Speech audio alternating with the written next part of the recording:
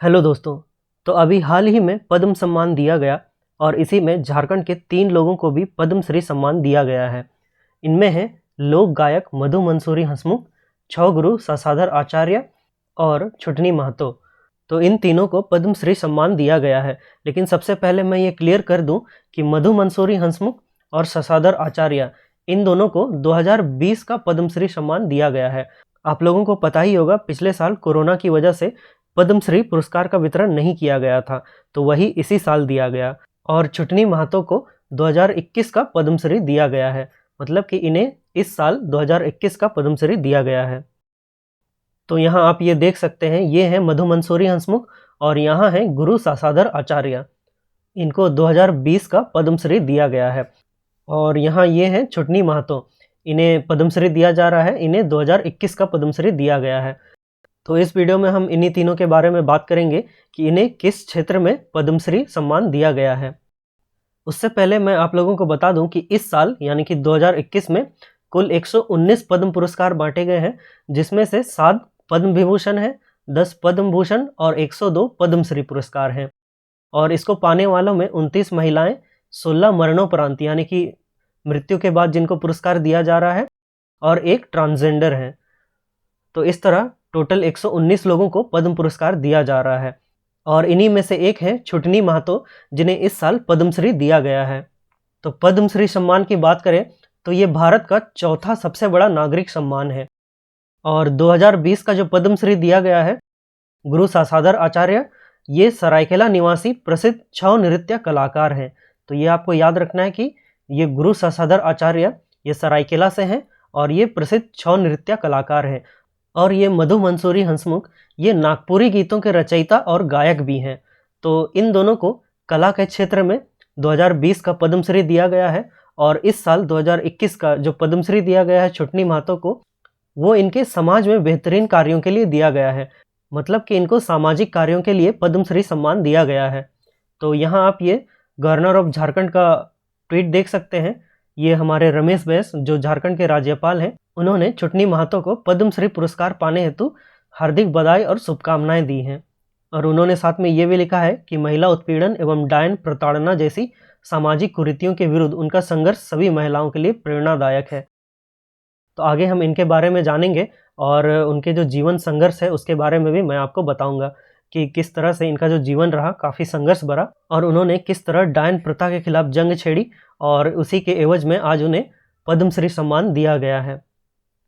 तो यहाँ आप ये देख सकते हैं, उन्हें हमारे भारत के राष्ट्रपति रामनाथ कोविंद के द्वारा पद्मश्री सम्मान दिया जा रहा है।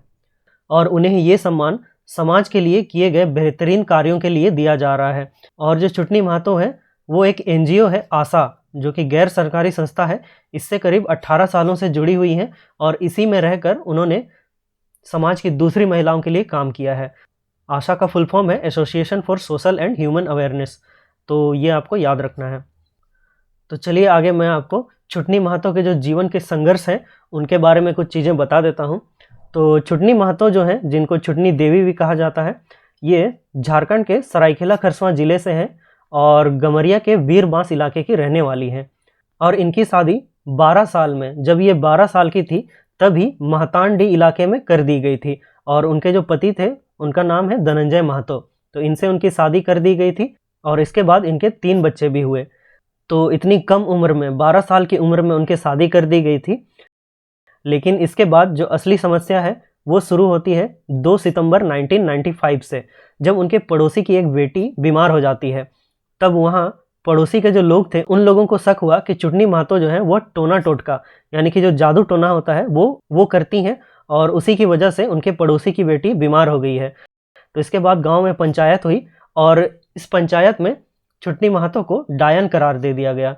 और इसके बाद गांव के जो लोग थे उसके घर में घुस गए और उनके साथ दुष्कर्म करने तक की कोशिश की गई। और चूंकि छुटनी महतो उस समय काफ़ी सुंदर थी तो ये उनके लिए एक अभिशाप बन गया। ये बात उन्होंने ही अपने एक इंटरव्यू में कहा था कि वो चूंकि दिखने में सुंदर थी तो ये उनके लिए एक अभिशाप बन गया था। तो इस तरह की घटना यानी कि उनके घर में घुसकर उनके साथ मारपीट या ज़बरदस्ती करने की कोशिश की गई। तो इस घटना के बाद अगले दिन फिर पंचायत बुलाई गई और इस पंचायत में भी कुछ नहीं हुआ। मतलब कि जो घटना थी वो 2 सितंबर को घटी, उसके बाद भी 5 सितंबर तक कुछ नहीं हुआ, लेकिन उल्टा गांव के पंचायत ने छुटनी महतो पर ही 500 रुपये का जुर्माना लगा दिया। तो उस वक्त किसी तरह उन्होंने जुगाड़ कर 500 रुपये का जुर्माना तो भर दिया, लेकिन इसके बाद भी गांव में कुछ ठीक नहीं रहा, क्योंकि इस तरह की एक बार घटना होने के बाद गांव में काफ़ी बातचीत होने लगी। गांव वालों ने ओझा गुनी को बुलाया, मतलब कि जो पुजारी, जो पंडित टाइप के लोग होते हैं, उसको बुलाया गया। और फिर उस पुजारी यानी जो ओझा गुनी थे, उसने छुटनी महतो को शौच पिलाने की कोशिश की। मतलब जो मानव का जो मल होता है वो पीने के लिए उसको कहा गया, और मतलब ओझागुनी के द्वारा ये कहा गया कि वो शौच पीने से यानी कि मानव मल पीने से उसका जो डायन का जो प्रकोप है वो उतर जाएगा। तो लेकिन छुटनी महतो ने इस बात को मना कर दिया, लेकिन उनको पकड़ लिया गया और उनको ज़बरदस्ती मैला पिलाने की कोशिश की गई। तो शुरू में तो उसने नहीं पी, लेकिन फिर भी उसके ऊपर वो जो मैला होता है वो उनके ऊपर फेंक दिया गया। इस तरह छुटनी महतो को गाँव की पंचायत के द्वारा डायन करार दिया गया और उन्हें उनके 4 बच्चों के साथ गाँव से निकाल दिया गया। और फिर उन्होंने पेड़ के नीचे अपनी रात काटी और वहाँ भी उन्हें कोई मदद नहीं मिली। इसके बाद उन्होंने थाना में रिपोर्ट दर्ज कराई। तो थाने में रिपोर्ट दर्ज कराने के बाद कुछ लोग गिरफ्तार हुए, लेकिन फिर वे छूट गए। तो इस तरह उनकी ज़िंदगी नर्क हो गई थी। इसके बाद वो अपना ससुराल छोड़कर मायके आ गई और मायके के लोगों ने भी वहाँ उसे डायन ही कहा। और इसके बाद वहाँ के लोगों ने भी, मतलब कि उसके अपने लोगों ने, अपने माता पिता जो उनके मायके के लोग हैं, उन लोगों ने भी अपने घर का दरवाज़ा उसके लिए बंद कर दिया। लेकिन उनके जो भाई थे उन्होंने इनका साथ दिया और बाद में उनके पति भी आए। तो उन लोगों ने इन्हें कुछ पैसे की मदद पहुंचाई और उनके जो भाई थे उन्होंने उन्हें ज़मीन भी दी। और बाद में वो मायके में ही रहने लगी, अपने अलग से घर बनाकर वहीं रहने लगी। तो वहीं उन्होंने ये ठान लिया कि अब वे डायन प्रथा के खिलाफ लड़ाई लड़ेंगी। और इसके बाद उन्होंने फ्लैग के साथ काम करना शुरू किया। फ्लैग है फ्री लीगल एड कमेटी। तो इसके साथ काम करना उन्होंने शुरू किया और उनको इसमें बड़ी कामयाबी मिली। और इसी के अंतर्गत उन्होंने कई महिलाओं को डायन प्रथा से बचाया और अब वो इस मामले में काफ़ी आगे बढ़ चुकी हैं और एक रोल मॉडल बन चुकी हैं। तो इस तरह छुटनी महतो ने इस कुप्रथा यानी कि डायन प्रथा के खिलाफ न केवल अपने परिवार से लड़ाई लड़ी, बल्कि 200 से भी अधिक झारखंड, बंगाल, बिहार और उड़ीसा की डायन प्रताड़ित महिलाओं को इंसाफ दिलाया और उनका पुनर्वासन कराया। मतलब कि उनको अपने साथ रखा, या जो किसी तरह का जो उनकी सहायता हो सकती है उनकी सहायता की। और कहा जाता है कि छुटनी महतो ने इनके लिए काफ़ी ज़्यादा संघर्ष किया। उन्हें जहाँ बुलाया जाता था या फिर जहाँ से भी ऐसी कोई खबर आती थी, वहाँ वो अकेले भी पहुँच जाती थी इंसाफ की लड़ाई लड़ने के लिए। उनके इसी जज्बे को देखते हुए सरायकेला खरसवां के जो उस समय के जो उपायुक्त थे, जो डीसी थे, छवि रंजन, उन्होंने छुटनी महतो को डायन प्रताड़ित महिलाओं की देवी कहकर पुकारने का ऐलान भी किया था। तो इस तरह से छुटनी महतो का जो जीवन रहा है वो काफ़ी संघर्ष भरा रहा और उन्हें अब 2021 में पद्मश्री सम्मान भी दिया गया है। और यहाँ आप देख सकते हैं उन्हें टाइग्रेस भी कहा जाता है, यानी कि शेरनी कहा जाता है। यहाँ लिखा है women's rights activist from Seraikela famous as tigress for having single handedly saved 60 women from witch hunting. तो यहाँ लिखा है कि इन्हें टाइग्रेस यानी कि शेरनी कहा जाता है 60 महिलाओं को अकेले विच हंटिंग यानी कि डायन प्रथा से बचाने के लिए। तो इसी के कारण उन्हें ये पद्मश्री सम्मान दिया गया है। और ये कहानी थी छुटनी महतो के संघर्ष की। तो मैं चाहता था कि आप लोग इनके बारे में जानें और इनका जो संघर्ष है इसके बारे में भी जानें, ताकि आप लोगों को प्रेरणा मिल सके और साथ ही हम डायन प्रथा के खिलाफ भी आवाज़ उठा सकें।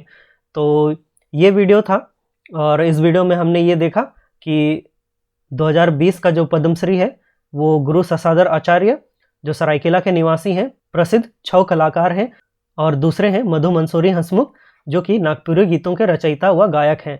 तो इन्हें 2020 का पद्मश्री दिया गया और 2021 में छुटनी महतो को दिया गया।